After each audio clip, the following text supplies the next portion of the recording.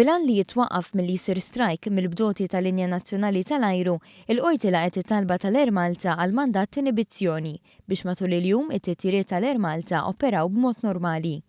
L-azzjoni industrijali li ġiet ordnata l-ħadd filgħaxija mill-Alpa ġabet reazzjoni immedjata tal-Linja Nazzjonali tal-Ajru li talbet għal mandat inibizzjoni fid-dawl il-kwistjonijiet li fuqhom il-Union talbet l-istrajk ma jikkwalifikawx taħt id-definizzjoni legali ta' tilwima industrijali.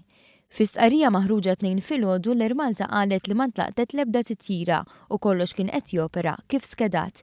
Qalet ukoll li f'każ li tissejjaħ azzjoni industrijali oħra, il-kumpanija ħejjiet arranġamenti u tinsab imħejjija biex jitnaqqas l-effett tagħhom. Intant il-bdoti tal-Air Malta bdew jivvutaw dwar il-ftehim kollettiv ġdid, votazzjoni li tagħlaq f'nofs il-lejl. L-aħħar proposta ta' żidiet tal-Gvern tinkludi pakkett ta' 72,000 euro għal first officers u 105,000 euro għal kaptana, dan fuq perjodu ta' 5 snin.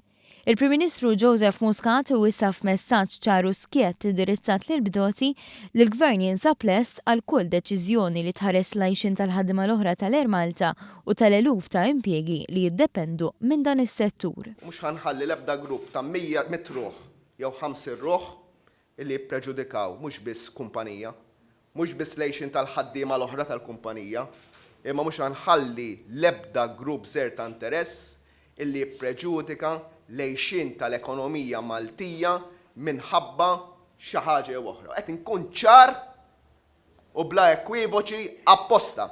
Il-bdoti huma l-aħħar kategorija minn 5 ta' ħaddiema tal-Air Malta li baqgħu ma konkludewx il-ftehim kollettiv sa tmiem is-sena li għaddiet.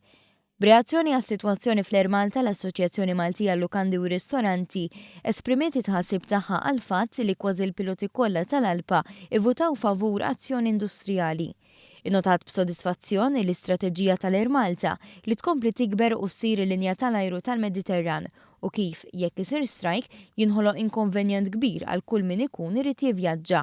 Dan minn barra l-ħsara enormi li ssir lill-industrija tat-turiżmu li fl-aħħar snin rat investiment bla preċedent ta' miljuni ta' euro biex ittejjeb il-prodott u l-infrastruttura. Għaldastant, l-MHRA appellat biex tinstab soluzzjoni kemm jista' jkun malajr. Il-Kamra tal-Kummerċ Maltija wkoll tat l-appoġġ tagħha lill-Linja Nazzjonali tal-Ajru bilan li t-titjiriet jibqgħu joperaw mingħajr interruzzjonijiet. Esprimiet ukoll it-tħassib tagħha għal possibilità ta' azzjoni industrijali illi sejħet bħala irresponsabbli.